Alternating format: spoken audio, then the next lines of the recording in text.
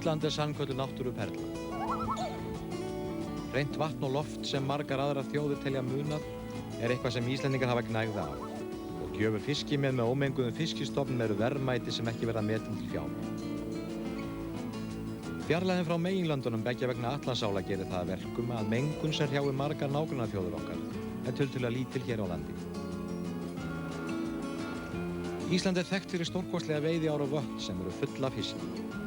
Í gegnum aldirnar hafa árnar og vötnin séð Íslendingu fyrir mat og gera enn, og í miklu minna mæli áður. Fyrir tíma stangaveiða eru til sögur af aflabrögðum sem eiga sér enga hliðstæð í dag. Og ekki virðist forfeðrum okkar hafa tekist að útrýma stofnum ánna og vatnana með ofveiði, og veiðin hafi oft verið með ólíkindum. Enn lifir þó í gömlum glæðum og víðast hvar á landinu má finna netakalla sem ekkert skilja í stangaveiðumönnum sem vilja uppræta netaveiði við sjó með öllum tiltækum ráðum. Veiðar á stöng eiga sig þó nokkuð langa sögu á Íslandi og í dag eru stangaveiðar stundaðar sem íþrótt af þúsundum Íslendinga. Öflug félög og samtök stangaveiðimanna hafa sprottið upp um allt land og hafa látið til sín taka í fjölmörgum málum sem viðkoma verndum villtustofnanna. Menn hafa mismunandi skoðanir á því hvernig verja má það sem kallað hefur verið síðasta vígi Atlantshafslaxins.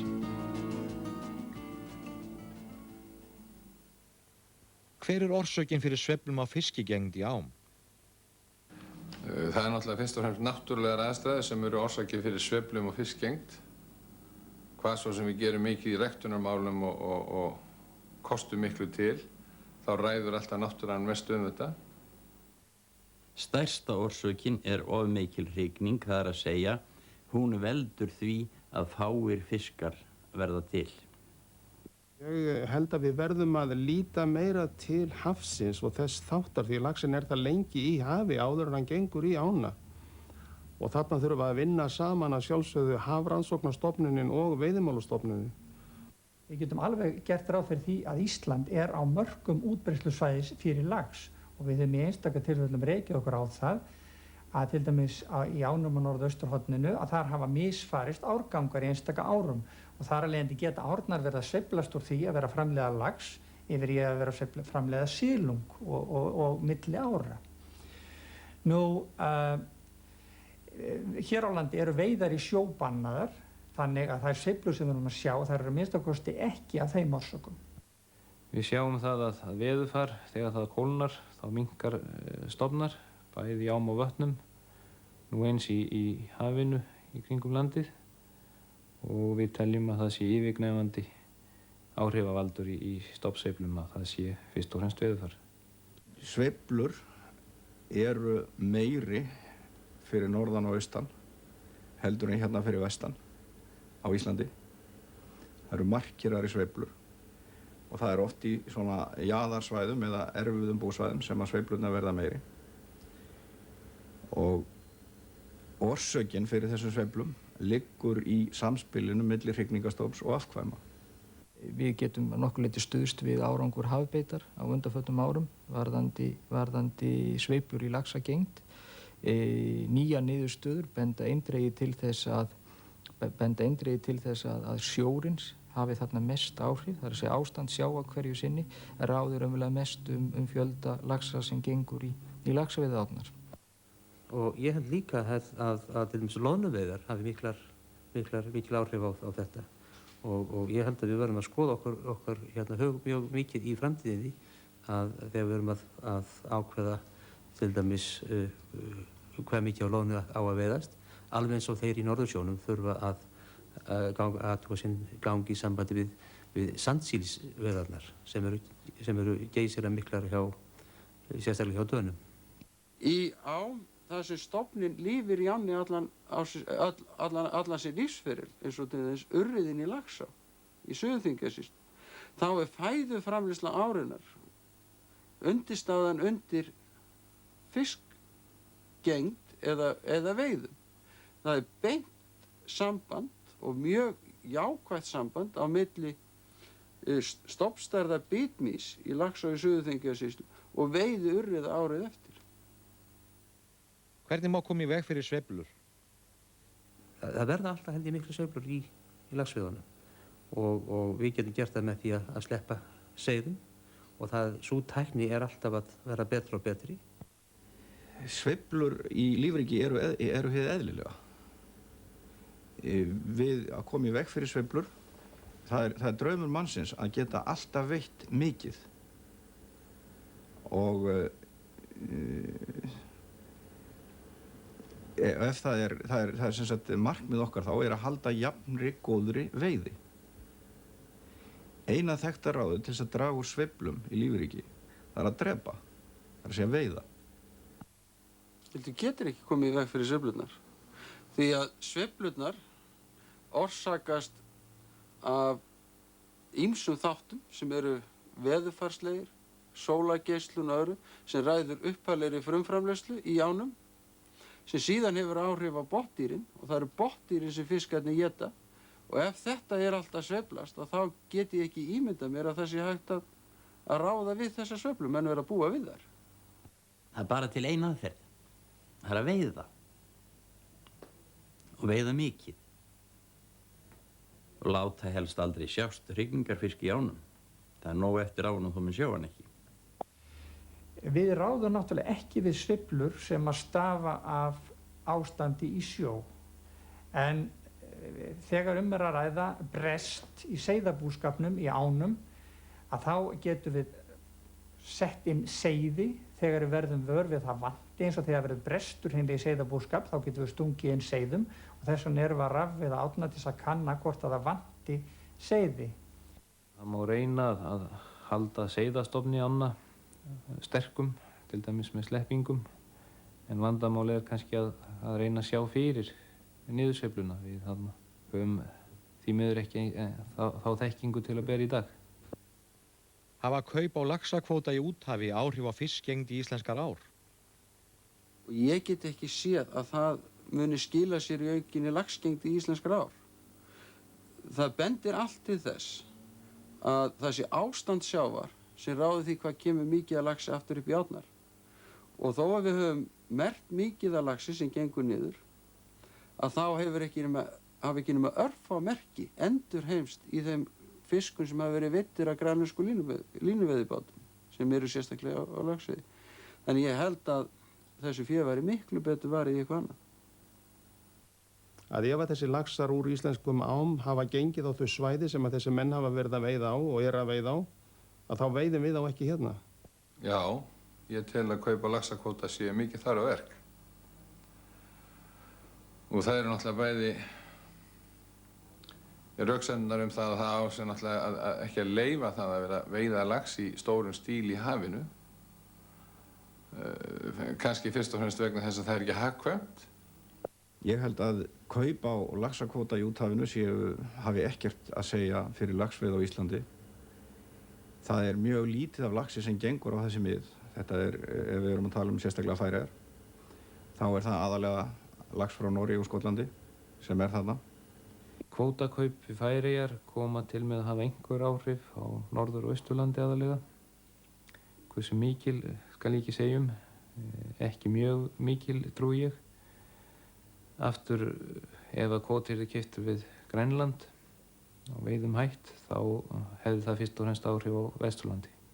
Menn töluðu að miklu móði í næstu lægð í laxastofnunum og undan þeirri sem að nú er að dvína.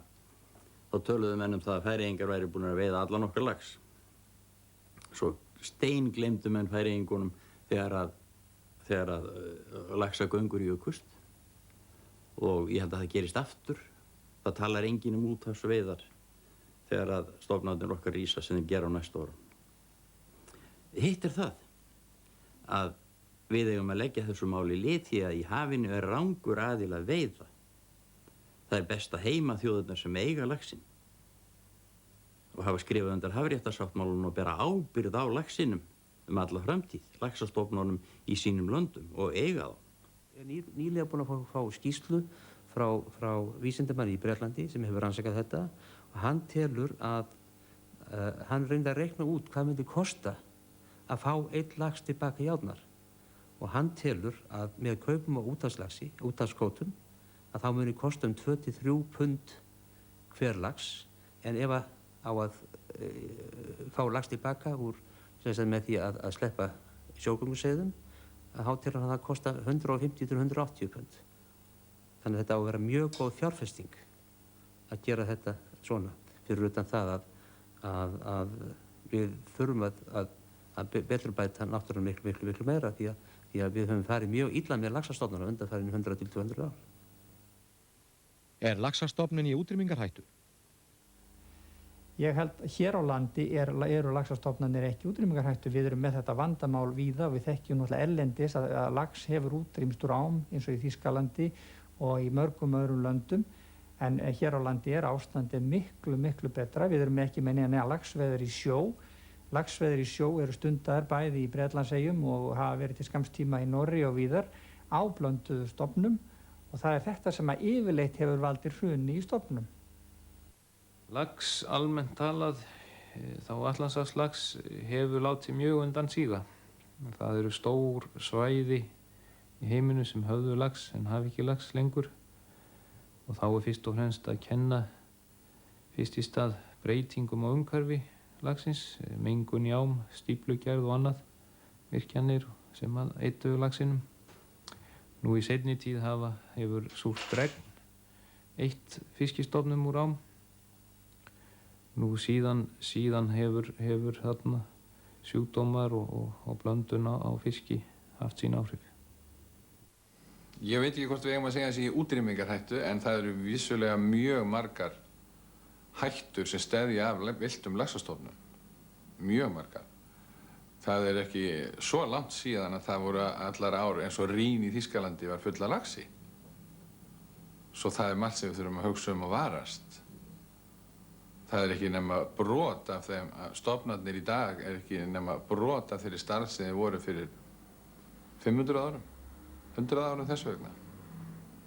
Sko, hver á er með sinn eigin laxastofn og það er talsverður munur á líffræði þessara laxa frá einni á til annara.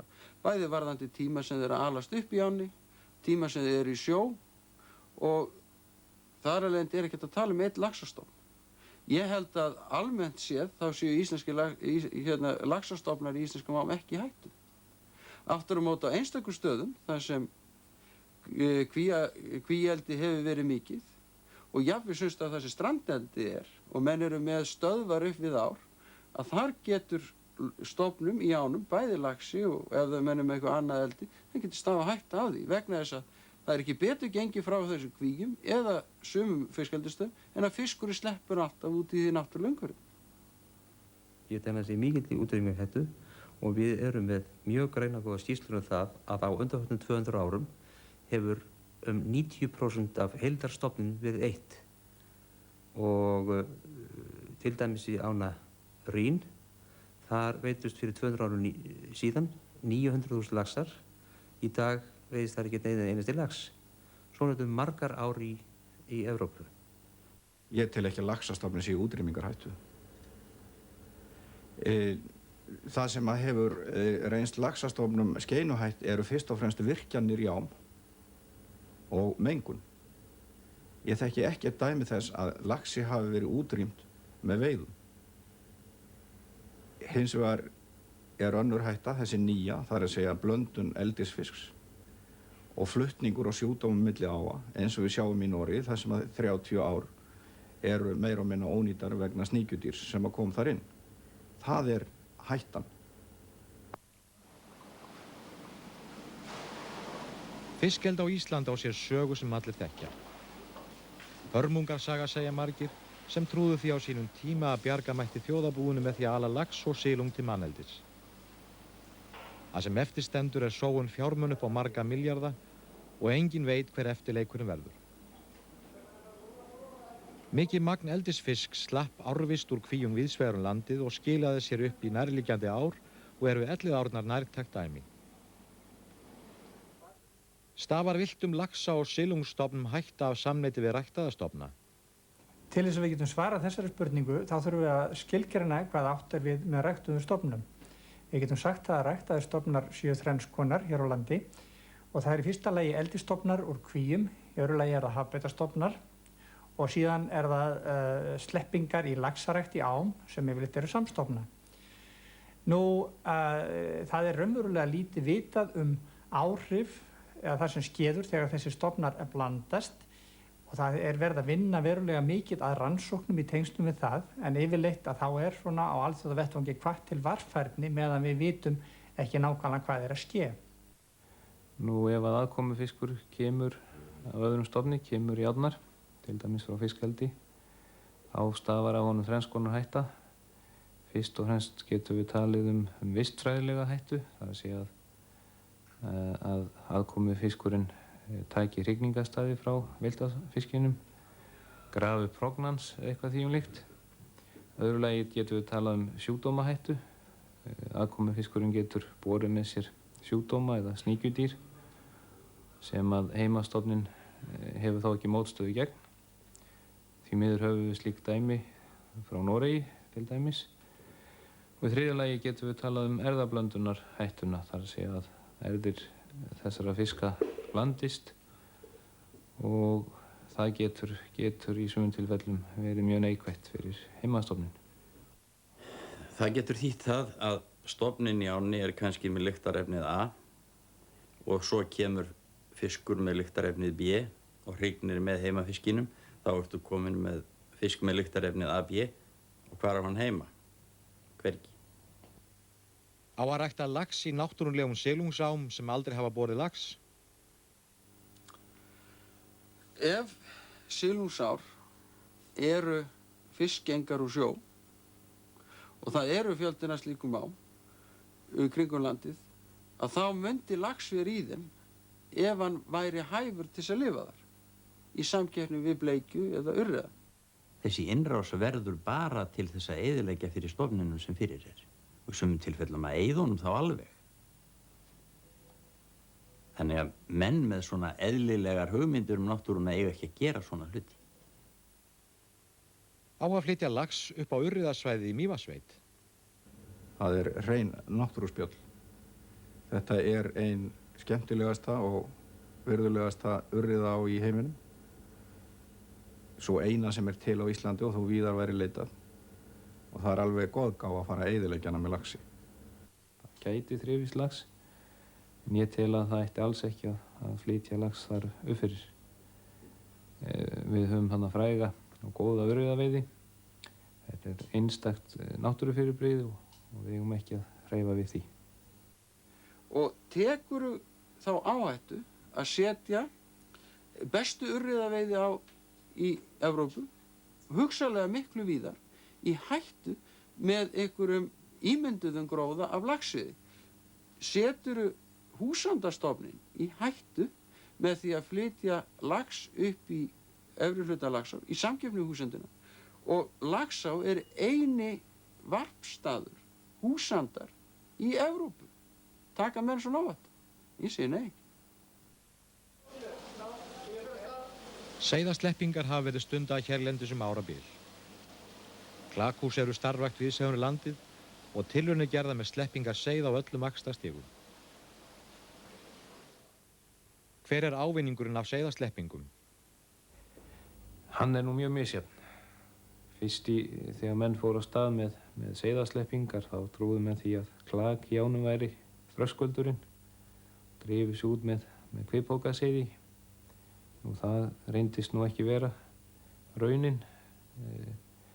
Seinna þegar menn gátu afalið seiði áfram, byrjaði að fóðra þau, þá gekk yfir ný bylgja, menn fóru með sumaralinn seiði allar jarðir og slepptu. Ofta meiri kappi en forsjá. Þekking manna á þessu hefur smá vaxið og í samfara því hefur seiðasleppingum kannski verið árangursríkari, en því miður eru enn dæmi seiðasleppinga sem hafa ekki gefið nægilega góðan árangur. Þetta kemur líka inn á það að menn hafa uppgötvað það að hver á hefur sinn stofn og það er beinlínis hættulegt að nota ekki þann stofn til ræktunar á ánni. Hvað var það gönguseiðasleppingar sem er kannski dýrustu sleppingarnar sem eru framkvæmdar í laxveiðám í dag, þá hafa þær alls ekki gefið góða raun.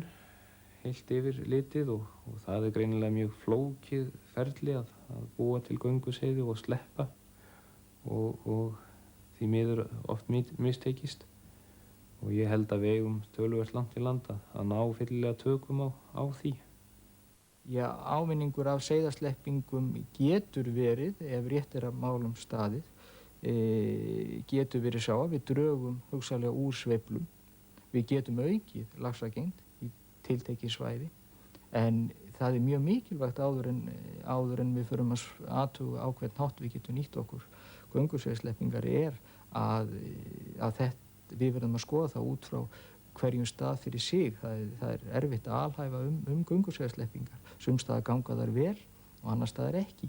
Og ef það er sleppt seiðum sem eru misjafnlega undir það búin að fara út í náttúrulegt umhverfi, hafa verið alin á einhverjum svona stofnunum, að þá get ég ekki ímyndað mér það að slíkur lax sé sennilega mjög hæfur í baráttunni fæðuna í hafinu. Og það er ekkert sem bendir til þess að það auknu seiðasleppingar sem hafa verið gerðar hafi skilað sér í aukinni veiði í ánum. Þannig að það er mjög lítið, ég tel mjög lítið gagn af þessu.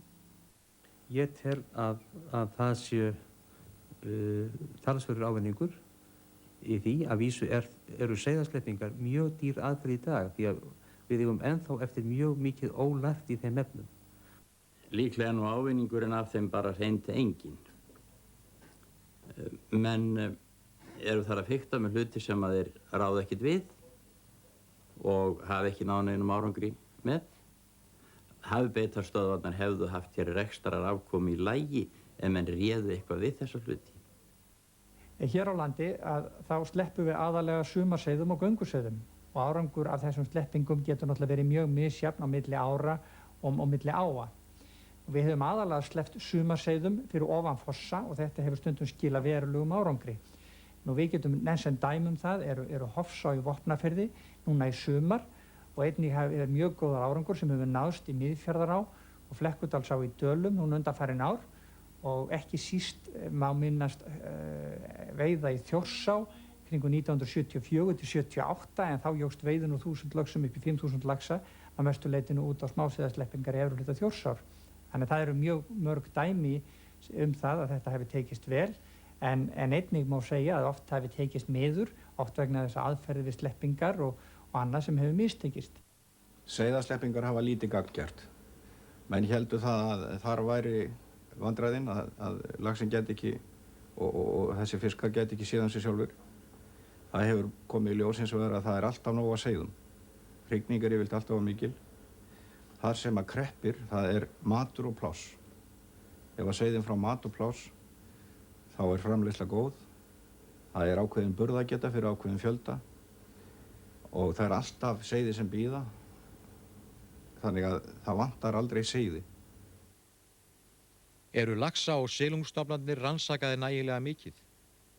Ég held í sjálfu sér að það séu aldrei framkvæmdar nægar rannsóknir því sjálfu sér á allt sem við gerum í öll okkar inngrip inn í villta dýrastofna og meðal annars þá lax- og silungstofna eiga að byggja á rannsóknarniðurstöðum áður en við rjúkum af stað í framkvæmdir.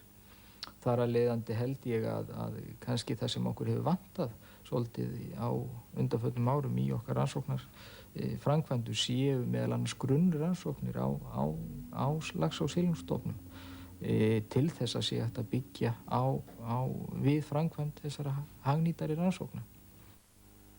Nei, það fer ekki fram nægar rannsóknir og þekkinguna, það er mjög víða brotinn potturinn í sambandi við þekkinguna hvað okkur vantar mikið upp á hana. Og það er eins og ég sé, það verður að styrkja það starf.